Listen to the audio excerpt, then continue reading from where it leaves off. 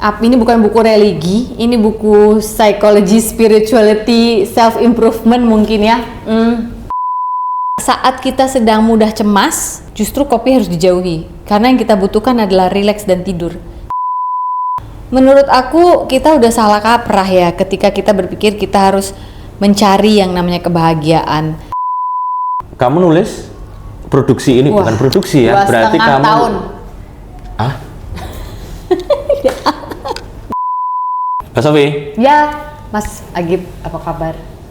Aku yang tanya Mbak harusnya. Oh ya, salah ya. Apa kabar Mbak? Baik Mas. Aku bukan terakhir ya. Aku pertama kali kenalan sama kamu, dikenalin sama Mas Pongki itu 2019 kalau kamu ingat. Waktu Cikustik reuni. Ya. Loh, yang di itu emang Masnya dateng ya? Kenalannya di situ, di pas bubaran Pasifik. Bukan pas bubaran dong, waktu pas baru aku diajak masuk ke backstage. Oh ya, mungkin aku terlalu sibuk. Kamu pakai gaun putih kan ya? Menenangkan. Gaun apa baju putih kayaknya ya? Menenangkan dia mungkin, karena itu kan pertama kali ya waktu itu ya. Emang segrogi itu ya? Ya lumayan lah, lumayan. Bukan grogi ya, mungkin lebih ke ada rasa rindu sama teman lama. Dan itu kan dipisah, backstage-nya dipisah ya? Iya, tapi ada energi yang harus dijaga juga supaya nanti pada saat performance gitu kan udah lama nggak jumpa. Ada aku fotonya, motret kamu sama Mas Pong di backstage. Iya ya? Ada. Iya benar-benar kita pakai baju putih benar.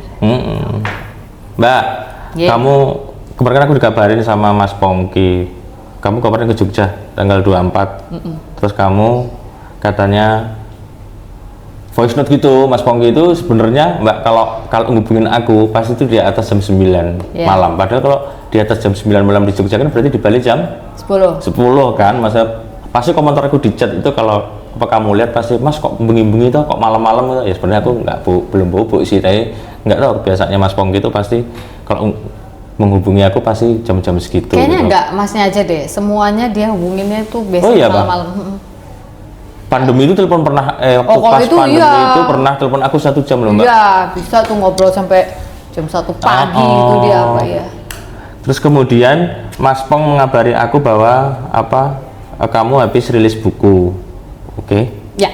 Terus kemarin ngadain di Jogja ya, kemarin ini ya, ngadain kemarin acara. Itu adain acara rangkaian kota pertama Jogja memang karena publishernya Bentang Pustaka ini kan juga di Jogja. Jadi kita bikin ngabuburit walk. Kenapa walk? Karena sambil ngabuburit, sambil nunggu beduk gitu kan. Selain hanya talk, bedah buku, walk yuk. Karena ini kan hati yang gembira adalah obat si paling overthinking. Jadi mari berlihatin dulu ya. Mari kita berjalan untuk menghilangkan overthinking. Mbak, hati yang gembira adalah obat ini kan kayaknya udah pernah kamu rilis kan tapi? Buku pertama saya Hati yang Gembira adalah Obat. Oke. Buku kedua itu 2016. Buku kedua terus Temukan Rasa Utuhmu, Temukan Hidup. Itu yang kedua. Ya, 2020. Tapi tidak bisa berkepanjangan promo dan yang lain-lainnya karena kita di shutdown semuanya oleh pandemi Covid.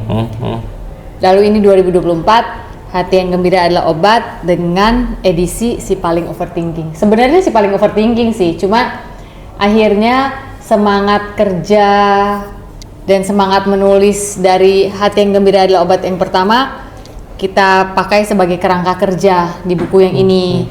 Tadinya menurut saya sih tadinya itu cuma buat judul sementara gitu loh Mas, hanya buat working title gitu loh. Nanti setelah dia udah mau lahir baru kita ganti namanya gitu. Kayak lagu aja kan bisa sebenarnya. Tadinya ini pas udah jadi kayaknya harus ini gitu judulnya kan.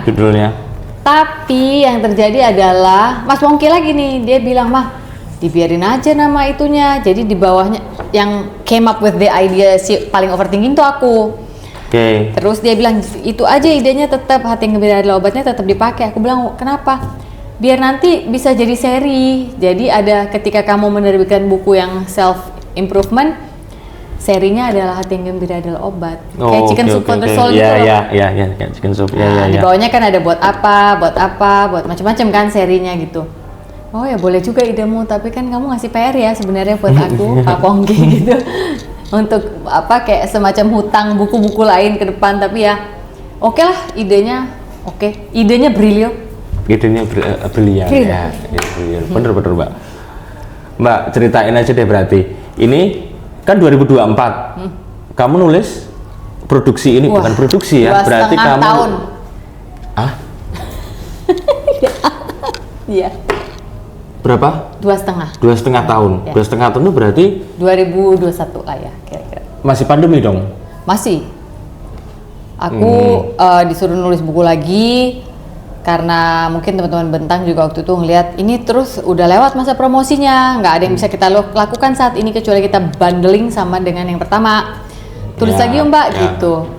Terus aku mikir tulis lagi. Itu kalau pakai istilah orang Medan lagi hits kan sekarang karena film agak lain ya. Kalau saya mau pakai jargon orang Medan, Bapak kau nulis lagi, kau pikir gitu kan. Di tengah pandemi yang penuh dengan ketidakpastian ini gitu. Tapi akhirnya ya udahlah, oke, let's try again gitu ya. Saya coba, lalu memang memakan waktu 2,5 tahun tuh banyak berhentinya karena ya pandemi ya, banyak hal yang terjadi pada saat itu yang kita harus adaptasi ya pada saat itu menurut saya. Dan rasanya pola adaptasi yang terjadi pada kita pada saat itu tuh per hari gitu loh Mas, nggak mau per minggu, per bulan kita bikin perencanaan tuh semua gagal waktu pandemi itu, benar-benar per 24 jam menurutku. Nah akhirnya 2,5 tahun dan akhirnya terbitnya tahun ini. Tadinya harusnya tahun lalu malah. Tahun lalu untuk 2024 kita buka yuk pas tahun baru, jadi orang kayak resolusi tahun baru kan pas lah kalau secara marketing sebenarnya. Tapi akhirnya tidak terjadi juga karena kendalanya ada di saya pada saat itu. Jadi untuk kayak tarik ulur gitu loh, aku sama editorku kayak taruh balikin lihat, aku lihat lagi gitu. Oke, taruh kayak masih ini, jadi kayak deg-degan banget ya, nggak tahu kenapa kayaknya pandemi itu cukup menggoyahkan juga berpikir saya. Jadi menulis overthinking untuk menyerahkan ke editor aja saya jadi overthinking gitu loh. Juga, Tapi akhirnya menurut saya bagus ya, mungkin mendalami peran gitu kan. Jadi saya nggak hanya menulis berdasarkan observasi, tapi saya pikir pikiran saya yang sudah dibentuk selama ini harusnya udah lebih simpel, tapi ternyata masih bisa tuh di saat-saat tertentu orang tuh bisa terpicu untuk overthinking gitu. Oke. Kenapa sih paling overthinking Mbak? Tadi balik lagi ke awal, kenapa headline utamanya ini? Kenapa membawa tema ini gitu sebenarnya? Karena saya merasa selama pandemi itu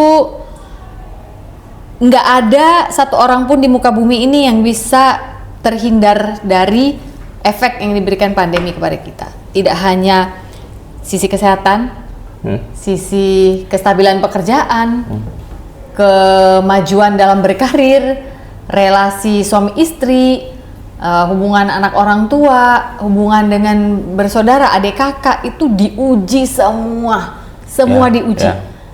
Oke, tiap hari orang juga pasti adalah mengalami ujian, tapi kok saya merasa pada saat pandemi itu kayak teramplifikasi gitu loh Mas. Jadi kayak selama ini cuma main-main alat musik di rumah, tiba-tiba ada yang colokin ke ampli, gitu. Tunggu, bunyi apakah itu gitu kan. Terus akhirnya mau nggak mau harus menyesuaikan dengan pola baru yang ada, yang begitu cepat dan lebih penuh ketidakpastian lagi. Nah, hal itu menurut saya membuat orang yang bahkan nggak punya bakat overthinking aja pada saat pandemi COVID jadi overthinking. Yang paling simpel aja deh. Pernah kan kita hidup di sebuah musim di mana buang angin itu lebih aman daripada betul. Ya. Haji. Bro, lo mendingan kentut deh kayaknya daripada lo bersin gitu. Apa jauh-jauh aja dari sana ya kan? Atau aduh, buka jendela kali ya, atau apalah gitu pada saat itu. Itu simple, apalagi hal lain dalam hidup, misalnya menentukan ini kalau kata investor, orang yang ngerti bisnis, ini di saat semuanya kita harus invest. Ya gimana, dari mana lagi ngambilnya? Kalau memang ini timingnya gitu kan, itu juga overthinking.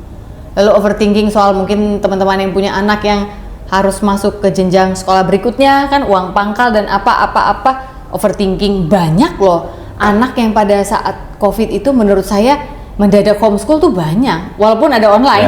Ya betul. Kenapa? Karena kemampuan ekonomi setelah diukur-ukur, gak apa-apa lah, mungkin setahun gak berarti dia kehilangan kok. Gitu. Nanti pas pindah sekolah kita cari lagi caranya agar tidak tinggal kelas. Jadi banyak sekali yang harus disesuaikan pada saat itu. Jadi menurut saya yang gak bakat overthinking pun jadi overthinking. Ini berarti bisa dibilang buku Hati yang Gembira Adalah Obat Si Paling Overthinking ini juga dari pengalamannya Mbak Sofi sendiri berarti ya? Pengalaman dan observasi sih Mas. Pengalaman dan observasi. Iya. Karena kan selain ya bermasyarakat, kami kan di Bali juga punya coffee shop Pepita and Sons. Main-main ya kalau ke Berawa di Bali di Canggu. Observasi saya ngeliat staff saya juga bagaimana mereka berpola dan berperilaku gitu ya pada saat itu. Padahal banyak yang banyak mengalami perampingan di perusahaannya. Kami berusaha menyimpan semua staf kami tanpa ada pemecatan, tanpa ada pengurangan gaji, tapi jangan minta nambah dulu gitu kan. Yang penting itu aja dulu. THR tetap ada, cuman dibayarkan 2 kali begitu aja pada saat itu ya. Yang kami bisa pada saat itu. Tapi kok masih ada misalnya gejolak dari staf katakan yang tiba-tiba nggak ada pesan, nggak ada apa, ngilang begitu aja, nggak taunya dia daftar misalnya cruise ship atau apa gitu, yang mungkin menjanjikan lebih besar. 3 kali daftar, 3 kali gagal, 3 kali lagi balik lagi juga ke coffee shop gitu. Jadi apa ya, aku ngeliat dia di usia semuda itu aja nih overthinkingnya anak ini udah luar biasa. Padahal kita juga membuka diri untuk ayo duduk yuk, kalau kamu nggak ada yang kamu bisa ajak diskusi, kita sedikit lebih tua dari kamu, siapa tahu kita punya ide bagaimana untuk membantu menghadapi masalah ekonomi atau apa gitu. Sampai sekarang tapi anak itu juga nggak berangkat juga sih. Oh iya, Mak. Jadi memang nggak di situ panggilannya, dia harus dia mencoba aja, tapi agak hit and miss gitu loh. Yang penting ada aku mau tembak situ, nggak, ininya belum siap senapannya gitu. Jadi akhirnya banyak kegalauan. Kalau bahasa zaman dulu mungkin galau ya, zaman sekarang mungkin overthinking. Ya, aku tadi juga baru mau tanya apakah ada ada persamaannya galau sama overthinking. Kalau menurutmu Mbak, kalau misalnya aku tanya Mbak, solusi gampang, solusi cepat agar aku tidak overthinking gimana? Solusi cepat, solusi simpel ke sederhana. Tidur kali ya Mas ya. Kalau tidur kan nggak mikir ya. Kalau menurut saya itu cepet sekali loh. Oh iya betul sih. Minum teh chamomile aja, jangan ngopi, dah itu tidur. Oh jangan ngopi malah ya? Oh iya, ngopi malah. Aku menemukan satu hal loh. Padahal aku punya toko kopi loh. Harusnya aku nggak boleh ngomong gini, takut nggak laku toh. Iya. Tapi nggak, aku fair. Kopi itu is good. Bahkan ada beberapa research yang mengatakan dia bagus untuk jantung. Dia bagus untuk menghindarkan diri dari diabetes tipe 2, tentunya tanpa gula lah ya gitu, minum kopinya. Tapi setelah aku baca lagi beberapa research, ternyata saat kita sedang mudah cemas, justru kopi harus dijauhi, karena yang kita butuhkan adalah rileks dan tidur. Nanti begitu stabil lagi ya ngombe kopi gitu. Oke. Gitu. Jadi takutnya malah nggak bisa tidur ya, malah tetap dia malah. Walaupun kita mau denial bilang enggak, aku bisa kok, aku bisa tidur, aku bisa minum jam 2 pagi aku tetap tidur. Betul, tapi apakah tidurmu kualitas? Ya. Gitu. Oke. Begitu. Tadi ada 2 pertanyaan itu saya. Oh iya, dari situ disuplainya. Baca lagi yang satu. Yang satu udah dijawab. Satu udah dijawab. Oke, yang satu udah dijawab. Ini aja kali artinya gembira di situ ya. Karena aku di situ menulis bahwa hati yang gembira adalah obat. Itu gembira itu di situ bukan dalam arti happy, cari kebahagiaan. Yang penting gue happy. Yang penting kan gue nggak ganggu lu beb. Yang penting gue happy beb gitu. Menurut aku kita udah salah kaprah ya ketika kita berpikir kita harus mencari yang namanya kebahagiaan. Arah pandangnya diubah yuk. Harusnya kita menggunakan angle temukan sukacita. Temukan itu artinya sudah ada pada diri kita masing-masing. Bagaimana saya tahu itu? Ya karena setiap kejadian kita sampai bisa ada di sini, di ruangan ini, semua manusia yang ada di sini, itu menurut saya itu dahsyat dan itu ajaib. merupakan sebuah keajaiban tersendiri. Jadi persatuan antara ibu dan bapak kita dulu sampai kita bisa ada, perkara apapun drama keluargamu ya, mau kamu bilang kamu dari broken home, Mbak Sofi nggak ngerti, bapak saya dulu meninggalkan kita, atau ibu saya nggak pernah peduli, selalu marah, atau apapun drama. Tapi bahwasannya Tuhan menitipkan kita di rahim ibu kita, tentunya dari hasil persatuan ayah dan ibu gitu ya, itu menurut aku tuh miracle. Karena kan membutuhkan 9 bulan loh Mas, nggak langsung Sofi harus ada, siapa harus ada, Agi harus ada, tak jadi, enggak. Ditunggu, jadi fetus dulu, terus muncul, oh detak jantung, udah muncul otak, apa kan ada urutannya tuh, tangan, apa gitu. Sama Tuhan itu ditunggu.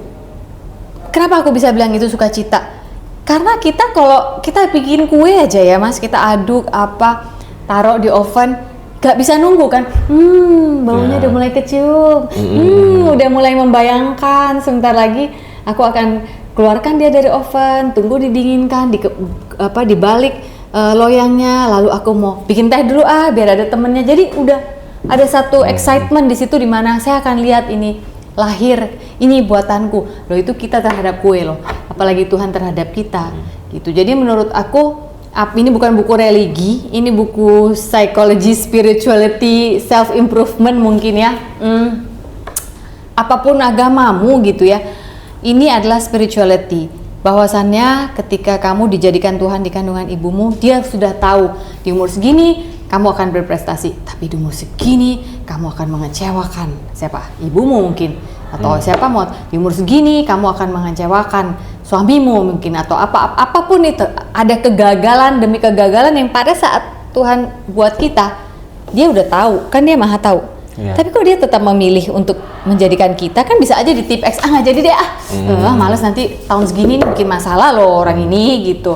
Enggak loh, enggak. Jadi menurut saya sukacitanya tuh ada di situ. Nah, kapan kita mau setuju dengan Dia bahwa kita itu dijadikan penuh dengan intensitas yang baik dan punya tugas yang harus kita lakukan di bumi ini yang cuma kita yang bisa, orang lain nggak bisa.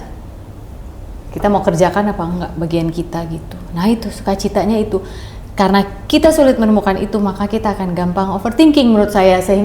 Nggak semudah itu juga, karena kan setiap orang kan lahir, dia mulai besar, ada luka-luka batin kecil mungkin atau apa yang akhirnya kita nggak pernah sadar, pas udah besar baru ke-trigger, kok orang ini ngomong ini aku tersinggungnya banget ya. Padahal kadang-kadang kalau kita ngobrol sama temen kan, ada loh temen yang ngomong gini, kamu gitu aja lah gitu. Kamu enak aja, kamu nggak ngerti. Nah itu coba kita pikir, itu amarah itu dari mana, kok bisa sampai begitunya, dia dari mana akarnya. Nah akar itu harus dicabut. Karena ketika Tuhan menciptakan kita, Dia melihat kita itu baik gitu. Itu yang baik loh, nih aku yang bikin nih. Dia nanti akan ini gagal di sini, apa nggak apa-apa, aku tetap sayang sama dia, aku tetap tunggu dia datang ke aku seperti saat kita begitu akrab, dekat ketika aku menitipkanmu di rahim ibumu gitu. Panjang ya? Menarik banget gitu. Kayaknya lebih panjang kayaknya Mbak yang ngobrolnya sama kamu nih ya. Daripada harusnya, bukunya. Ya. Mbak, ini kalau begini-begini ini revisi-revisi nggak sih? Oh lah ya, yes. Jelas revisi-revisi. Jadi nggak cuma dari idealisme aku bahwasannya harus ada ini di buku ini, harus ini, tapi juga dari editor misalnya, Mbak apa perlu paragraf yang ini, mungkin bisa ini kali Mbak, tapi enggak, kalau ini nggak ada nanti Mbak belum ngerti, lihat belakangnya tuh ada ini gitu, premis ini tuh akan ketemu ini. Nah itu gas editor deh untuk lihat, iya Mbak tapi kalau ini bisa nggak kita pendekin lagi misalnya, atau yang ini yang di take out diganti di mana, supaya kan dia yang melihat secara keseluruhan kan. Ya kayak arrangement aja kali ya, mungkin di sini jangan kebanyakan gitarnya di depan, di sini aja gitarnya misalnya gitu. Di sini tuh kok nggak kerasa ya bassnya gitu. Kayak gitu-gitulah. Dia lebih bisa lihat secara netral menurut aku. Agak mundur sedikit, agak keluar dari sini. Kamu belajar nulis dulu di mana, Mbak? Belajar nulis ya. sebenarnya ini ada satu manusia yang harus saya mention dan saya blame, saya salahkan. Namanya Ulin Yusron. Beliau ini adalah jurnalis juga dulu di berita1.com. Nah, dia itu sebenarnya yang membangkitkan gairah menulisku. Jadi kalau aku bisa menulis dari kapan, mungkin karena dari kecil ada bakat overthinking, diharuskan menjadi tokoh yang dari walaupun kecil tapi otaknya harus tua gitu ya. Saya banyak menulis gitu. Tapi itu waktu kecil, kan udah nggak ingat lagi pas sudah gede. Pas sudah gede, tiba-tiba Mas Ulin itu dia bilang, "Sof, kowe iso nulis ya?" gitu. "Kamu tahu dari mana?" "Pasti bisa kamu, mesti bisa. Dah, pokoknya kamu nulis ya artikel buat berita1.com. Setiap minggu aku harus." Oh, dari situ. Oh, untuk dia ya, Iya, maksudnya maksudnya untuk artikel dia. Terus aku bilang, dia. "Oke deh, hanya karena aku suka tantangan." Tapi lama-lama aku pikir, nggak suka aku nulis kayak gini. Tiap hari Kamis mesti lo aku deg-degan karena kamu nagih gitu. Karena kalau nggak, ya mau naik tayang, mau cetak gitu. Oh, seminggu sekali ya? Seminggu sekali. Harusnya penulis yang baik itu kan udah saya kumpulin dulu. Nanti menjelang hari deadline ya tinggal poles-poles kan. Tapi pada saat itu saya belum memberi diri saya identitas saya penulis. Jadi saya berat sekali pada saat itu. Tapi saya push terus. Dan selesai akhir masa kontrak, saya berhenti dulu, saya bilang udah nggak mau dulu, sabar ya aku. Tapi dari situ terbit kepengen bikin buku. Nah mulai nulis, pas nulis nyoba ngasih ke beberapa penerbit, ide itu ditolak oleh beberapa penerbit besar. Nggak, maaf ya kita belum ada kebutuhan untuk buku seperti ini gitu. Tiba-tiba ini sih aneh banget sih, Bentang Pustaka yang kontak aku lewat DM Instagram rasanya saat itu ya. Iya, itu kalau orang bilang mestakung gitu ya, mestakung. Iya, mestakung. Tapi kayaknya Ya, 2014. 2014. Lalu akhirnya udah terjadilah buku itu. Jadi terima kasih untuk Mas Salman Faridi dan teman-teman di Bentang Pustaka. Tanpa Anda yang menjadi bidan andalan ya, kayak kalau di program KB, saya pasti tidak menyangka saya bisa nulis buku. Buku-buku Bentang Pustaka di rumah banyak banget. Iya, ya, mereka produktif ya. Ya. Iya gitu. Kan berulang tahun ke-20, mereka hashtagnya We Believe in Story. Jadi, iya. Selamat ulang tahun Bentang Pustaka. Selamat ulang tahun Bentang Pustaka. Tidak bukunya dong. Oh iya. Tidak bukunya. 20 ya? 20. Karena ulang tahunnya 20. Kalau nulis, Mbak Sofi gimana? Tetap pakai kertas dulu atau langsung di laptop atau langsung di iPad gitu? Kalau misalnya langsung ide laptop, tapi kalau ide itu bisa kapan aja. Saya selalu punya notes di tas, pasti saya tulis dulu, oret-oret. Atau kadang-kadang terjadinya saya lagi nyetir, supaya nggak lupa, saya langsung ambil handphone, saya rekam dulu. Sama ya, kayak lagu. Iya, kayak bikin lagu ya, Mas Pongki apa gitu kan juga kan sebenarnya. Bener, karena tahun 2013 kayaknya itu album pertama saya, kan saya belajar bikin lagu juga. Jadi awalnya tuh dari situ, ada ide ini bikin gitu. Baru pulang ke rumah baru dicoba. Nah, kalau buku itu sama, cuma pasti saya akan, kalau nggak voice note, kalau saya tangannya lagi nggak available ya. Tapi kalau lagi available terus aduh nggak susah nih mau ngambil buku, tulis di notes handphone dulu. Misalnya aku perlu waktu menangis gitu, tulis aja itu, aku perlu waktu menangis. Tadi lihat orang ini terus ini apa, dia menyeka air mata ini. Set, udah nyampe rumah mikir. Ini tadi yang ini apa yang bisa dikembangin dari sini? Dikembangin apa ya? Ya sama kayak lirik ya. Ya. Sama kayak kalau aku kan paling, kalau kata Mas Pongki kan paling apa namanya, humming ya, nah gitu kan. Nyamuk gitu.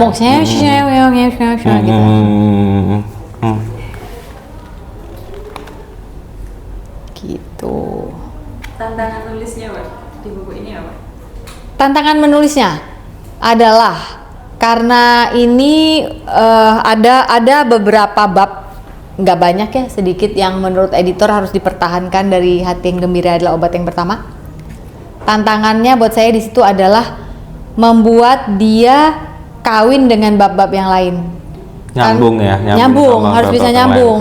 Dan ini kalau untuk bisa bicara nyambung bukan cuma perkara aransemen aja menurut saya, perkara loh paragraf ini udah nggak penting lagi dibaca sekarang setelah semua hikmat yang kita peroleh dalam pandemi ini terkesan sebagai drama yang tidak perlu dihadirkan. Ini kan justru mau men-trigger orang untuk mengenali ke overthinkingannya. Kalau ini dikasih pada tahun 2016 mungkin pas di tahun 2024 terkesan sebagai alah ngapain sih itu disebut-sebut lagi gitu loh. Jadi itu sih tantangannya menurut aku gitu. Jadi nggak boleh eman-eman, harus tega. Karena kita harus ingat big picture-nya adalah kita mau men-trigger agar orang mau mengenali bila dia punya bakat overthinking. Bila dibiarkan terus-menerus nanti kayak infinity pool. Biarkanlah itu menjadi milik villa-villa aja, jangan ada di kepala kita. Bagaimana kita membatasi gitu supaya kita bisa berfungsi dengan lebih baik di masyarakat. Untuk Mas Pongki peran apa dia waktu proses ini? Yang buku ketiga ini, aku agak sebel. Sejauh apa? Oh, agak sebel. Karena dia itu, mah, udah bulan Oktober, udah selesai belum gitu. Kalau nggak, lagi ngedate aja gitu kita berdua kemana? Mesti loh lagi ngopi, tiba-tiba bukumu tuh udah sampai mana tuh mah gitu. Bisa nggak sih kamu nggak usah nanya-nanya. Sampai akhirnya aku sempet judes, aku bilang gini, kamu nggak usah nanya-nanya lagi. Kamu lo gitu aja kok marah. Enggak, pokoknya kamu nggak boleh nanya-nanya. Editorku boleh nanya, orang bentang boleh tanya, kamu nggak boleh nanya-nanya. Loh kamu itu rumahku, di rumah kok masih aku diteken terus, aku nggak senang. Ini bukan neken, ini tuh mengingatkan jangan sampai lupa nanti kelamaan. Memotivasi mungkin ya. Betul, Ngeles ya. Tapi sebel gitu aku sebel. Jadi aku bilang nanti ya, awas nanti giliranmu nulis buku ya, aku yang tagih terus kamu biar ngerti kamu rasanya mengandung. Tapi setiap orang nanya kapan lahirnya, ya tunggu belum lahir gitu. Iya Mas Pongki emang mau nulis kan, mau nulis buku kan dulu cerita sama aku. Ya udah itu proses apa gimana? Itu nah, dia pasti nggak akan mengakuinya ke orang-orang sih. Itu aku yang nyuruh terus tuh, kamu harus nulis. Oh itu Mbak Sofi yang nyuruh? Saling nyuruh ya? Saling nyuruh ya? Tapi dia selalu bilang, nanti belum saat. Oh ya sudah, aku diemin aja. Secara berkala aja, aku ingetin tapi nggak aku pressure gitu. Maksudnya, kamu tuh udah waktunya nulis buku menurutku gitu. Jadi ya sudah, mari kita lihat nanti begitu dia menulis buku. Bagaimana dia harus hamil dan mengandung dan melahirkan itu, karena rasanya memang beda banget ya dengan melahirkan hal lain ya. Maksudnya entah itu melahirkan, kan saya senang masak resep atau buat saya tuh beda banget. Buku tuh intens banget. Kalau Mbak Sofi di rumah bukunya berarti banyak ya?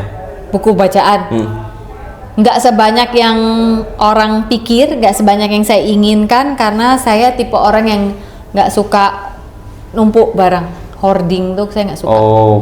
Jadi bener-bener yang saya suka yang boleh ada di rumah. Nah, yang saya suka juga tapi nggak gitu intens, saya taruh di coffee shop saya, Pepita and Sons. Atau saya punya 2 buku yang saya suka, yang satu di rumah, satu di sana untuk saya share, siapapun yang ngopi bisa baca buku yang saya baca gitu. Tapi kalau dibilang banyak, enggak. Memang saya sengaja membatasi. Kalau enggak terlalu ini ya Mas, terlalu berantakan gitu. Walaupun bisa beautiful mess ya, kita tetap bisa bikinnya bagus. Tapi menurut aku butuh effort banget ya. Bali lembabnya banget. Lembab di sana ya? Lebih lembab dari Jogja aku rasa ya. Airnya asin kan, kita dekat laut. Jadi menurutku kalau nggak hati-hati ya buku bisa rusak, atau lembabnya itu malah mengundang nanti rayap lah, apalah, permasalahan terlalu banyak buntutnya ke belakang. Jadi perlu dijaga satu area tertentu. AC di area itu harus lebih sering menyala daripada tempat lain, atau nyalain dehumidifier itu loh, yang buat tahu kan studio alat musik gitu. Iya gitu kalau menurut aku. Kalau nggak, ngapain disimpan-simpan hanya buat seneng-senengan. Aku seneng loh lihat-lihat buku gitu, tapi buat apa? Harus dirawat. Ya, siapa tahu mau menyaingi Mas Pongki untuk alat-alatnya. Dia kan banyak kan gitarnya. Aku cukup koleksi panciku aja yang aku pakai sehari-hari untuk masak untuk keluarga. Nah kalau itu aku lumayan masak ya. Aku loh mau beli panci ini. Wah, apa yuk larang men gitu. ya ini PRS-nya Panci ya ini gitu. Jadi ngobrol sama dia tuh jargon biar dia paham. Aku minta ini ya. Aduh. Kapan? Kamu masih sering geli nggak sih Mbak kalau ketika Mas Pongki itu kan secara nggak langsung kan pasti tetap medok-medoknya naturalnya kan pasti keluar kan? Iya. Kamu masih sering geli nggak sih sampai sekarang? Kamu udah? Aku nggak pernah geli tuh udah. Nggak pernah geli ya? Oh, kayaknya dia natural sekali dalam. Itu natural state-nya dia gitu. Jadi buat aku itu nggak pernah aneh dari dulu. Nggak pernah aneh menurutku itu dari dulu. Jadi lucu tapi dia kalau nyanyi hilang Jawanya, saya juga bingung ya. Begitu ngomong bertak bertuk. Padahal ini harusnya Mas Pongki dulu loh. Yang di sini ya? Iya, karena dari awal itu kan aku udah minta ke dia langsung gas ya berangkat kayak gitu. Mbak, terakhir deh. Oke. Mbak Sofi kan dulu kan juga terkenal juga sebagai aktris, sebagai presenter, sebagai apa ya? MC ya? MC ya? Masih. Bisa bayangin nggak kalau seumpama Mbak Sofi nggak jadi yang seperti itu, peran-peran seperti itu, Mbak Sofi mungkin sekarang jadi apa profesinya? Oh, kalau aku bukan MC. Selain yang Mbak Sofi dari yang sekarang sama yang kemarin. Lawyer. Oh, lawyer? Kan memang aku kan sarjana hukum yang lawyer yang tidak praktek. Karena memang lawyer kan yang tidak praktek. Oke. Karena memang itu background. Yang apa ilmunya tidak aku praktekkan dalam bentuk praktisi yang menerima uang untuk jasa yang saya berikan gitu loh, entah jasa konsul atau jasa saya litigasi maju membela klien, enggak. Jadi logika itu saya pakai dalam menulis, membaca situasi ketika saya harus menjadi MC, saya pakai untuk itu sih, untuk public speaking, logika dasar hukum itu, premis gitu. MC tapi cuma di Bali aja atau sampai kemana-mana Mbak? Sampai kemana-mana masih. Kayak terakhir itu yang paling jauh ya Jakarta udah pastilah ya, Jakarta Bali. Tahun lalu itu sampai ke Pacitan malah, museumnya Pak SBY, Bu Ani. Waktu harus diresmikan itu saya yang diminta sama Mas Ferdi Hasan gitu. Jadi masih kerja MC tuh masih ada, masih jalan kok. Cuma kerja TV aja mungkin yang teman-teman bertanya siapa sih dia MC apa? Ya memang di TV nggak pernah muncul kecuali saya menifikan diri saya sendiri betul Sofina Talks itu iya. Di podcast saya. Tapi kalau untuk saya muncul di TV-nya punyanya orang sejak 2016 waktu pindah ke Bali memang sudah sangat jarang sekali, hampir enggak ya. Bukan nggak mau, tapi alokasi waktunya harus pas karena sejak pindah itu saya lebih mengutamakan tugas saya sebagai ibu dan istri. Nah sekarang anak-anak udah mulai besar, yang satu bahkan udah kuliah di Jogja, yang satu tahun depan mau kuliah. Mungkin kalau ada TV yang masih mau menerima saya ya saya mau aja bekerja sama gitu. Karena udah tinggal berdua ya? Ya, berempat sama Asu. Oh iya. Jangan lupa Asu saya lucu ya. RJ dan Bear harus disebut. Ini berarti, aku lupa tanya dari awal-awal. Ini rilisnya per tanggal berapa berarti? 8 Maret 2024, Hari Perempuan, Hari Wanita apa perempuan sih? Perempuan Internasional, Hari Perempuan Internasional. Berarti habis ini udah di deadline lagi dong berarti sama Bentang gitu? Enggak apa? Udah di deadline lagi sama Bentang Pustaka gitu? Mas, per 2 tahun. 8 Maret ke sekarang tuh baru setengah bulan loh Mas. Enggak lah, enggak belum. Mereka kalau ngode nggak terlalu keras kok, kayak orang Jawa gitu loh Mas. Oh iya. Penuh penekanan tapi lembut. Tapi apa BTW aku setahun ini, tahun lalu aku cuma beli buku itu paling bisa dihitung paling 2 kali ya dalam setahun, termasuk buruk. Ini buku pertamaku 2024 nih. Yes. Nah aku minta tanda tangan ya. Boleh. Nah, pulpennya ya. Oh ini. Ini dia.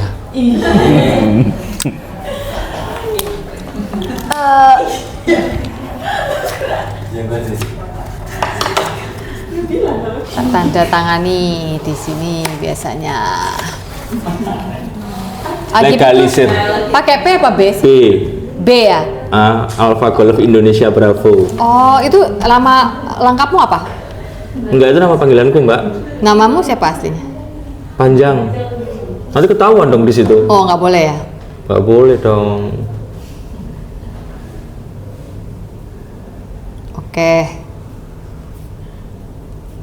Buku pertama di 2024. Serius loh ini. Karena aku belum. Amin, semoga habis ini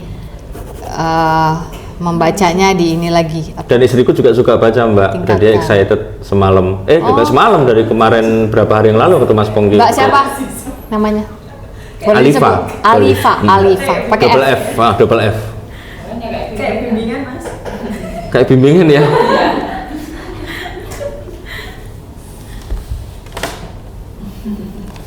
Oke, Pak, ACC terima Pak, ya. kasih. Terima kasih ya, Bu. Sah ya? Ya, Foto makasih ya, dulu Bu. sah. Kalau tanahnya sudah milik saya sekarang. Makasih ya, Mbak. Sehat-sehat. Semoga Terima bukunya kasih. laris. Amin. Bisa bermanfaat bagi semuanya. Amin, amin, amin, Udah. amin. Bye-bye.